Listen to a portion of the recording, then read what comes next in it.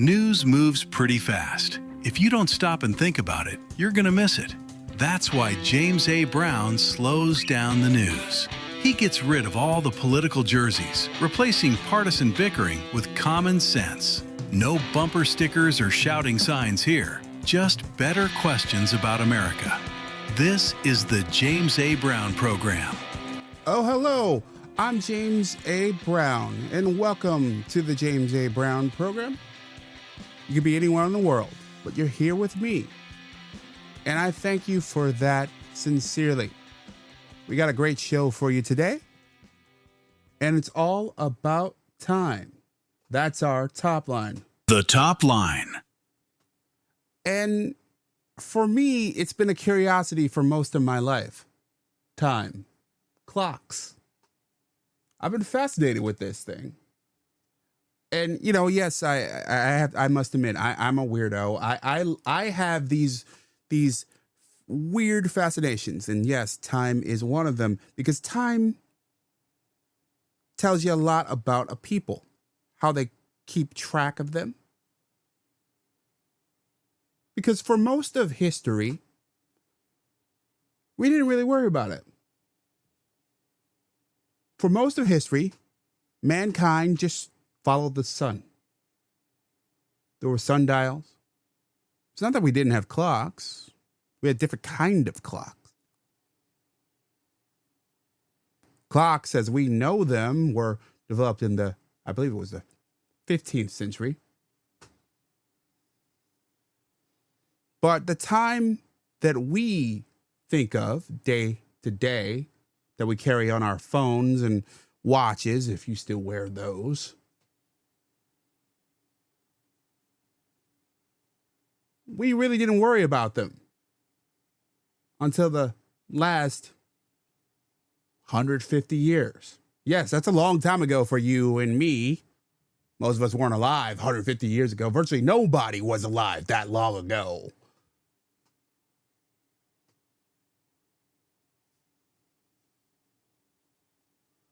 But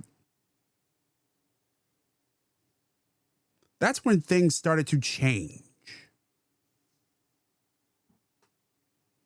Because we humans started to create things that demanded organization. In particular, mass transit. And that's what I want to walk you through here. A brief history of how Americans have been messing with time. And if you bear with me here, I'll explain how this will affect us today. Because you might be worried about this today and tomorrow. And definitely when we change our clocks in a few months. If we change our clocks at all. Hint, hint. Back in 1883,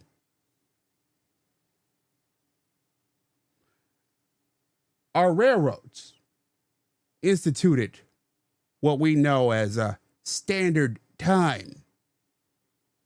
Back then, time as we knew it was a local matter. Based on your time, back then, time as we knew it was decided by your town. Yes. We didn't have time zones as we knew them. Your town basically had a rough idea of what time it was, and everybody just sort of went by it. Just about. There were clocks, but they weren't all the same. And people went along their lives. Most people didn't travel a lot. They didn't go here and there. They didn't go to and fro. So it didn't really matter.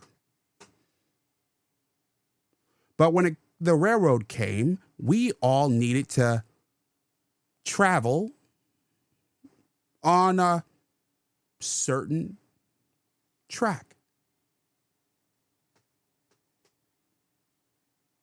They couldn't afford to have late trains all the time. People needed to know when the train would come. So these giant corporations started to institute standard time, and people just started to adapt it.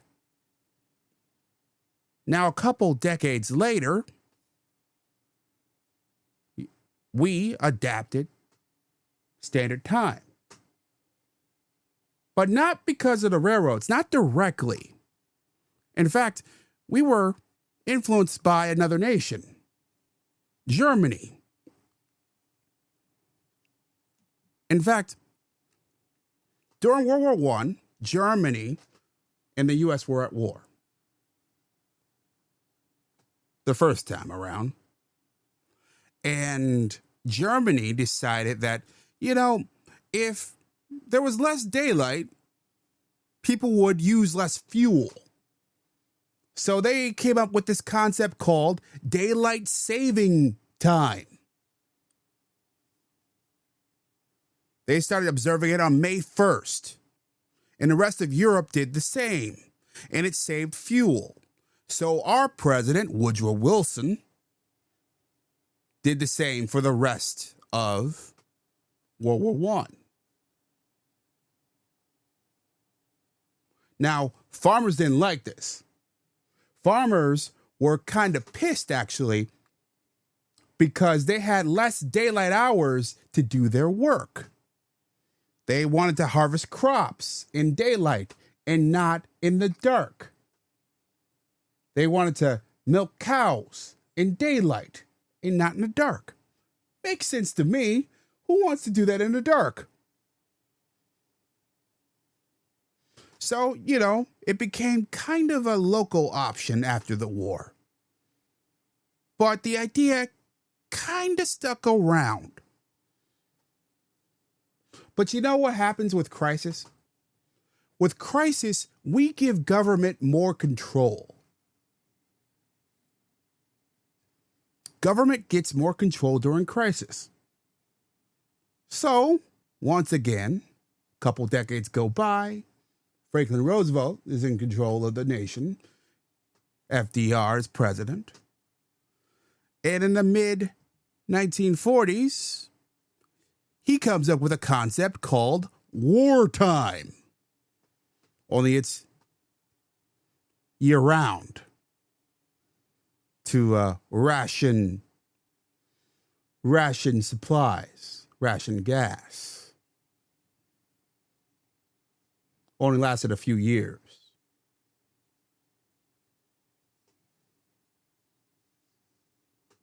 And for a few decades, this went on. Wartime faded to black, and it became a local thing. Some people kept adapting this idea because it was in the firmament.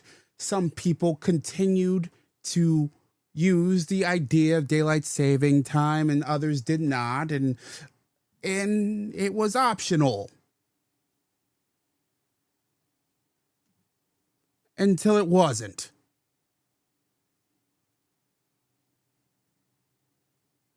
In the 1960s, Lyndon Johnson said, we're going to make this uniform.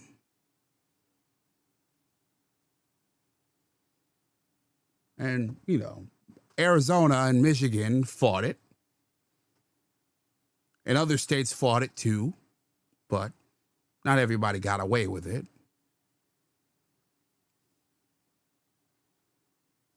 Then all of a sudden, that's the daylight saving time that we know.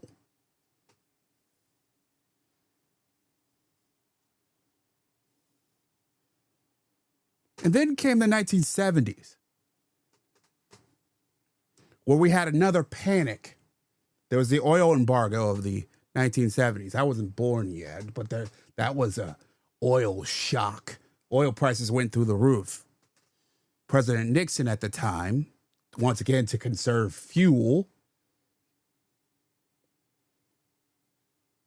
he declared daylight saving time year round.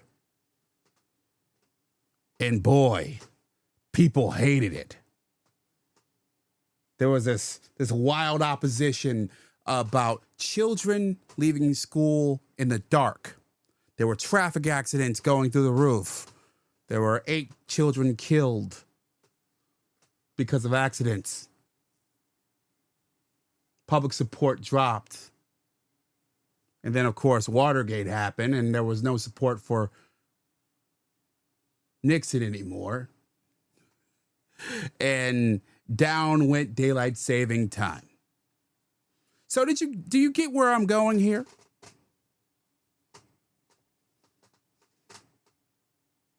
Daylight saving time is not a new concept. Obviously, it's been around for all of our lives. It's this ongoing experiment. This thing, we have been toying with time for the last century and a half of American life.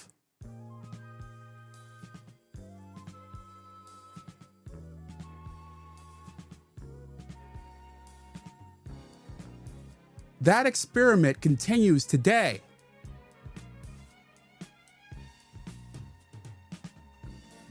We're going to talk about the next steps in our great American experiment with time. Coming up soon. This is the Daily Note, James A. Brown program.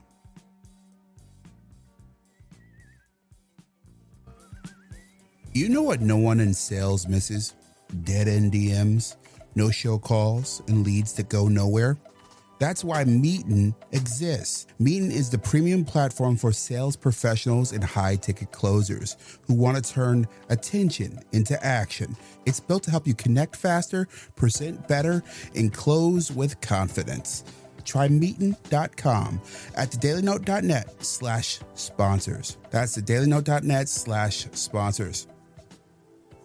Buying gold used to be complicated. Vaulted cuts through all that.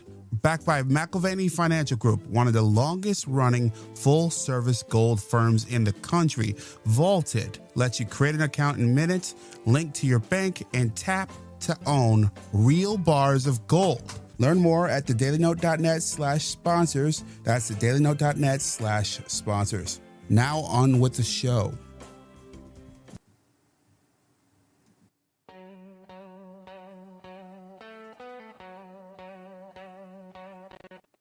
Want to talk to James? Call or text him. Use 585-371-8865. Leave your name. We might have you on the show.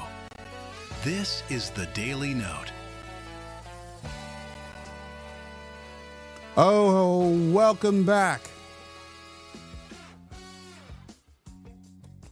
I was just walking you through a brief history of how Americans have spent the last 150 years messing with time. I walked you through about 100 of those years, but that's not at all. We're not quite up to now, but we'll get there just shortly. Stick with me. So after the 1970s experiment went awry, what happened was there was an extension, and it wasn't year-round. And in some states kept it, other states didn't, but it continued. And that's what I grew up with, and you probably grew up with, and we all know. And what happened over the last 20 or 30 years or so is that congressional leaders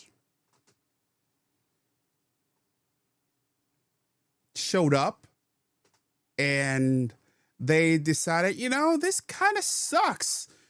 Like, I don't want this anymore.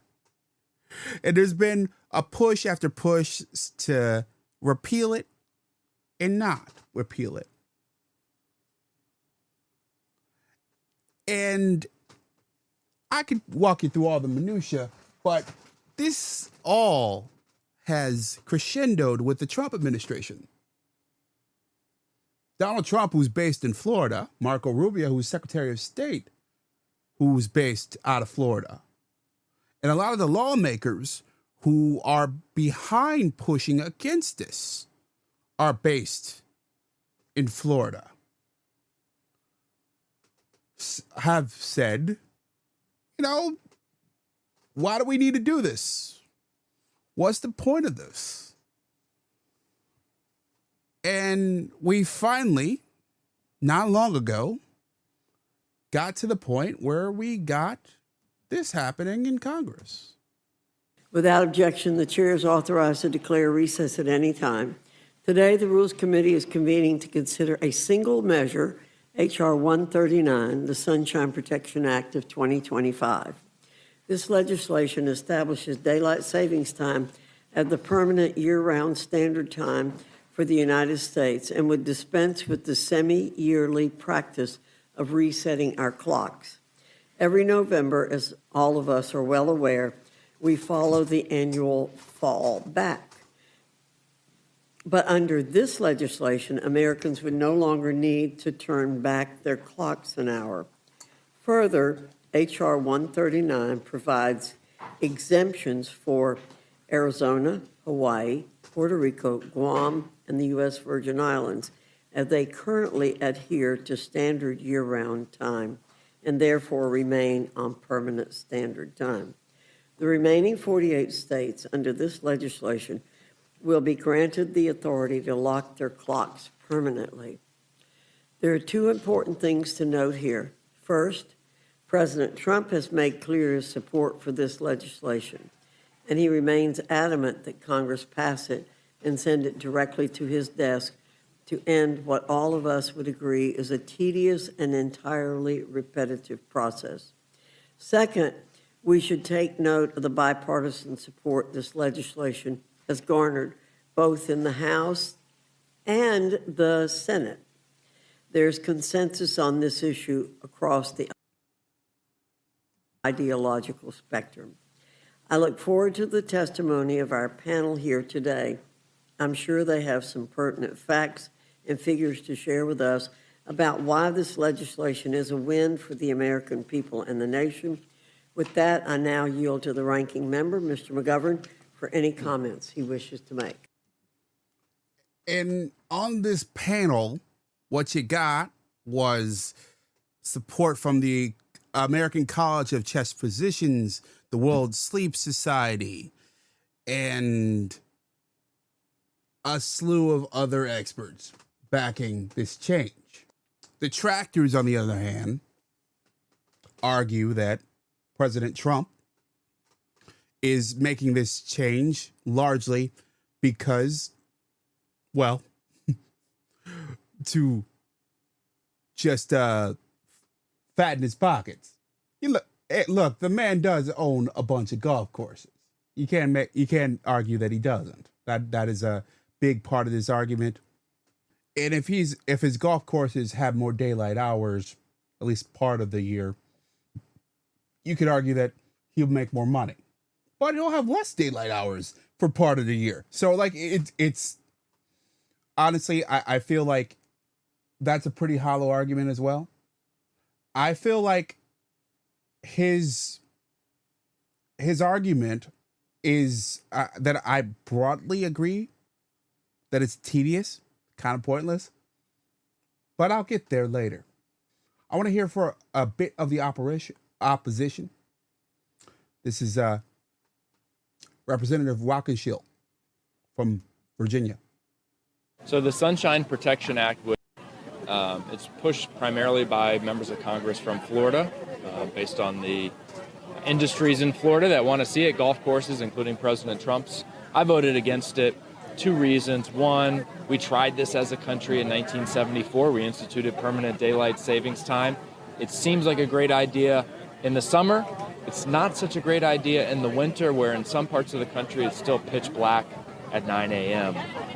For our community in Fairfax County, we struggled this winter with prolonged school closures, with weather events, winter weather events. And one of the drivers of those prolonged school closures was it wasn't safe for kids to be at their bus stop in the winter, in the dark, when there was snow and ice on the ground, the sun coming up an hour later would have a significant impact on kids going to school in Fairfax County and across the nation. So I just think on balance, permanent daylight savings time doesn't make sense. Were you surprised you were in the minority in the overall vote totals there? I had no idea how it would go. You know, it's one of those issues, kind of everybody brings their perspective to it. It's you know, I see it as a regional issue because it impacts different parts of the country in different ways, but still people have personal views about it. I get the sense sometimes it breaks down to, like, are you a night owl or a morning person maybe? But for me, I just think, the experience in 1974 is a long time ago, but we tried it and it failed. The health and safety, I think the science is close to conclusive that from a health and safety perspective, daylight savings time is problematic. And just for our community, I didn't think it would make sense. We'll have more on this issue in just a few minutes. This is the James A. Brown program. You don't need to be a coder to build online anymore. With Horizons, you can build fully functional websites and web apps by chatting with AI. It's called vibe coding. It's a faster, simpler way to turn ideas into something real, whether you're building for work, for clients, or just for yourself. And with my link, you get an extra 20% off. Learn more at thedailynote.net/sponsors. That's thedailynote.net/sponsors. Get an extra 20% off at thedailynote.net/sponsors. If you're going to travel, you might as well get something back for it. Hilton Honors lets you earn reward points with every stay at Hilton properties around the world. That means more value, more flexibility, and more reasons to make your next trip count. Whether you travel for work or fun, Hilton Honors helps your stays go further. Learn more at thedailynote.net/sponsors. That's thedailynote.net/sponsors. Now on with the show.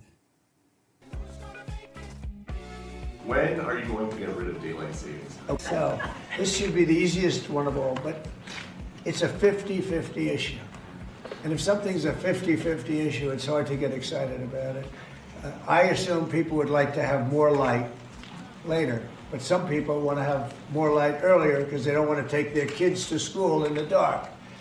And it's a little bit one way, but it's very much a 50-50 issue. And it's something I can do, but a lot of people like it one way, a lot of people like it the other way. It's very even. And usually I find when that's the case, what else do we have? That's obviously President Trump talking about daylight saving time. And I think he's absolutely right. And for those of you who don't know, this is the James Brown program. And I do a daily column called The Daily Note. I'm on about 30 radio stations around America. I'm also on newsbreak.com. I have a Substack, and I speak to tens of thousands of people a day. And I wrote about this issue, and I heard from so many people, and it was entirely split. It was a completely 50-50 issue. And I want to walk through some of the responses I heard from people on this one, and it was quite interesting. This fella, and I have to say, come on, fella, work on your username XXXXXX on Newsbreak. Come on, man, work on your username. I'm all for daylight saving time. I like the extra light in the evening. Maybe I'm wrong, but I think it would be the same it would save tons of energy as stores, etc. Could delay exterior lighting for an hour. In an effort to quit beating this horse to death and settle this continuous debate, why not simply split it by half an hour? That way, everyone gets at least a half of what they want. So basically, he's saying don't completely delay daylight savings time. He says basically, like split the kid in half. Like, don't go all the way, one way or all the way the other. So sort of go, 50-50. Look, I don't think you can really do that. I think if you're going to do this, you kind of have to go one way or the other. You can't just look, I think you have to make a decision here where you either have to be a nation where you have daylight saving time or not. I don't think we can afford to go halvesies on this one. Okay. This was an email I got from Amber Locklear.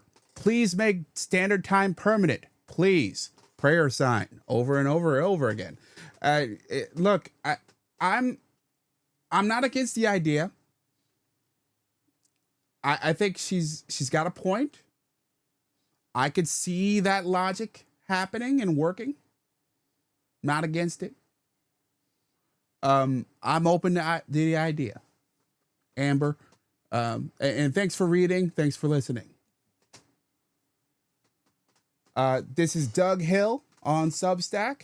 Simply, succinctly, yes, I prefer standard time, but whatevers. That's kind of what I wrote and kind of how I feel about it broadly. I think that we should just make a decision and just kind of roll with it. I think we can adapt to whatever we need to adapt to. I don't think this is as big a lift as people make it out to be. I think the world is more malleable than we make it out to be. Thank you, Doug. This is Publius Red. Interesting name. Put it on Eastern Standard Time and leave it so we can be in sync with the rest of the world. We don't need to be in the dark when kids get on the buses and in light at 9 p.m.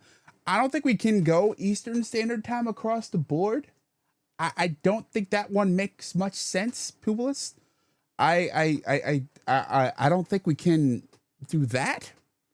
But if you mean standard time, I'm with you. I don't think we can do Eastern Standard Time across the entire world, Publius. But thanks for reaching out. Always love to hear from you. And thanks for the suggestion. This one is from Cynthia McCollum, also on Newsbreak. Keep daylight saving time. My parents always waited for the bus for us. Parents can still do that, but it should not be dark at 5 in the evening. Look, I'm from Rochester, New York. I still live in Rochester, New York. Part of the year now, it's dark at 5 in the evening. When I am driving at 4:30 in December, January, February, it is dark at 5 at that time in the evening. Now, I guess in this case, would it be dark at 3? Maybe. I'd have to think about that a little bit more. It would be one of those side effects in this scenario, or could be. This was a text message. Once again, if you are leaving me a text message, let me get the text message number. Let's see. Please leave your name. I didn't get a name left here. Keep daylight saving time. I'm 69 years old. Start school at 9 p.m. till 3:30 p.m. That's what time school started when I went to school. We walked to school. It was 5 miles one way to school. We would have loved to have more sunshine after school. I think I would have loved it too. I have to say a couple things. Once again, you can call or text me at 585-371-8865. That's 585-371-8865. If you're going to call, leave your name. You don't have to leave. You don't leave your number. I won't put your number on the air, but leave your name so I can at least share your name with the and say, this is Sam. But I do think our texter has an interesting point here. Look, the world is more malleable than we make it out to be. As I explained earlier in the hour, we can reshape the world. We have reshaped the world. We can, just because I went to school, high school for me started at 7:30 a.m. We had to be there at 6:37 for breakfast, and classes started at 7:30. And it doesn't have to be that way. We made it that way. It was a choice of ours. Things don't have to be that way. We made them that way. It is a choice of ours as a society. So I think our texter nailed that. There's no reason why school can't be 9 a.m. to 3:30. There's no reason why we can't reshape things for when daylight is. Now, could it be difficult? Sure, but it already is difficult for a lot of parents, for a lot of kids already. I'm not a morning person, yet I had to be at school at 7:30. It's a difficult. Life is not easy. As is, and I think we should be open to rethinking the way things are as we go. So, look, I think this speaks to what President Trump was saying, that this issue is 50-50, although 50-50 is probably not the best way to put it. It's at least, if not 50-50, it's probably 33, or maybe 25. How would you describe it? Let me know at james@thedailynote.net.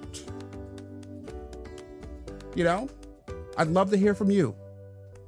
Leave me a message at 585-371-8865. This is the James A. Brown Program. James A. Brown here, and not to brag, but I think I have the best job in the world, because every day I get to ask and explore all the questions that we're wondering about and don't talk about.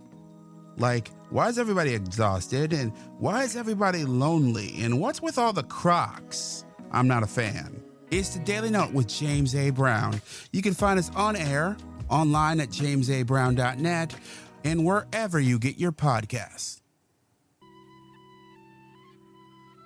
Most surveys feel stiff, flat, and easy to ignore. Survey Noodle takes a different approach, replacing static surveys with real-time conversations that help you gather more honest and useful feedback. That means better insight, better decisions, and fewer guesses. Learn more at thedailynote.net/sponsors. That's thedailynote.net/sponsors. Now on with the show.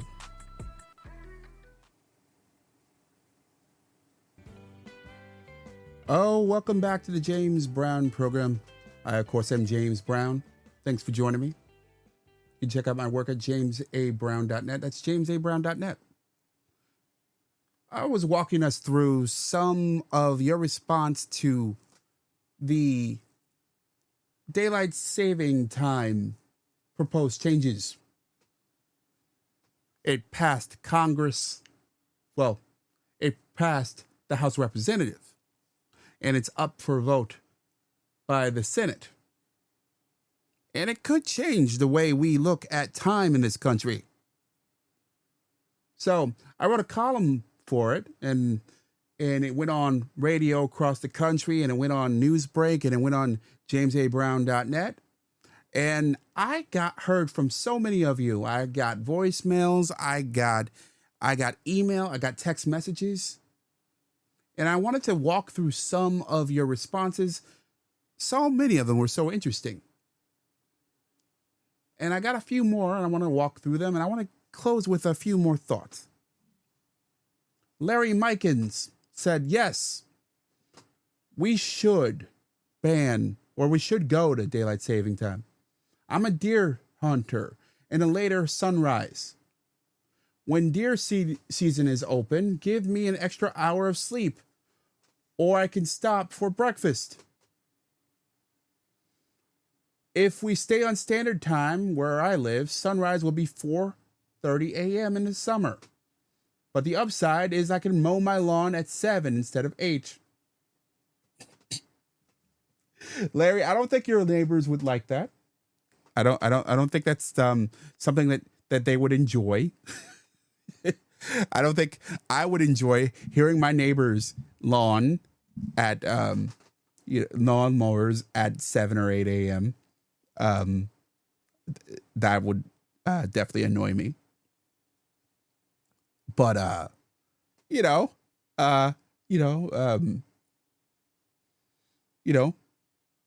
that's you. But I do think there's a reason why I chose this response, because Larry's speaks to something that is really interesting. This is all a matter of choice, right? And all a matter of personal preference. It's not really what's better and what's not, because there is no better and there is no not better, because this is really, as I was saying early on in this hour, something that is relatively new in human history. We put guardrails on something that didn't have guardrails for most of human history. Standard time has only existed for 150 years or so. And there was no government intervention until a little bit over 100 years ago. The Greeks, the Romans, the French Foreign Legion, the Pilgrims.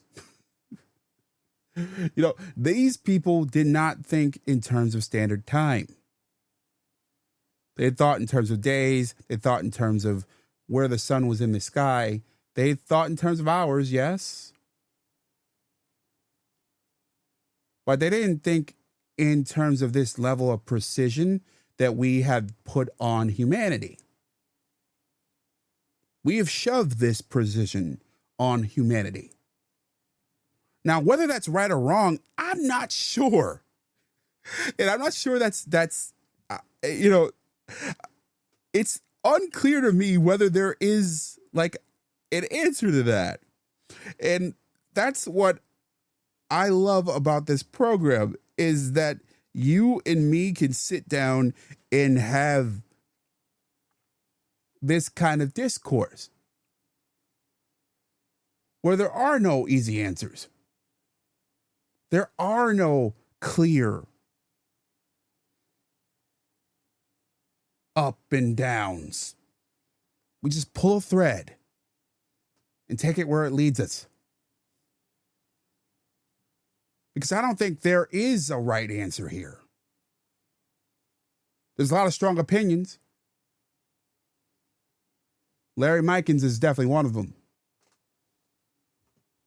I just hope Larry doesn't wake me up when he is mowing the lawn. I got an email from Hamoa Properties who says, why can't we just stay with standard time year round? Why do we have to reinvent the wheel? Part of me agrees with Hamoa. Why do we have to fiddle with something that is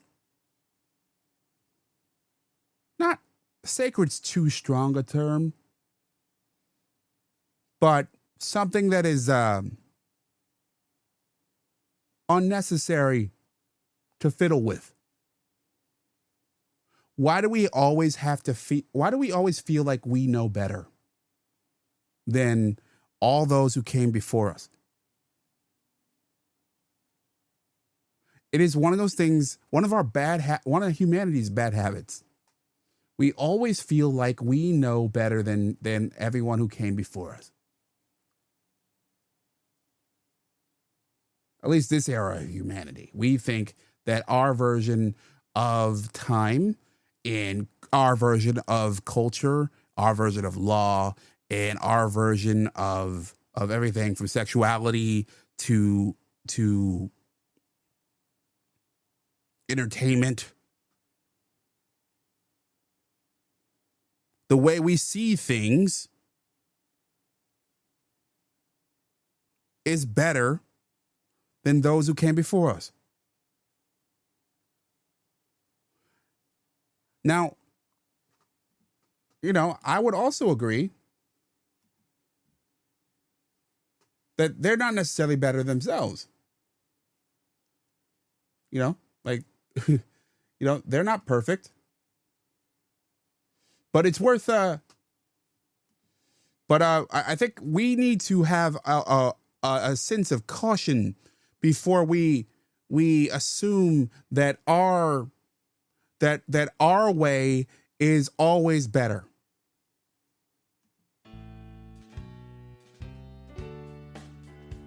And I guess that's what I've been trying to get at in this hour.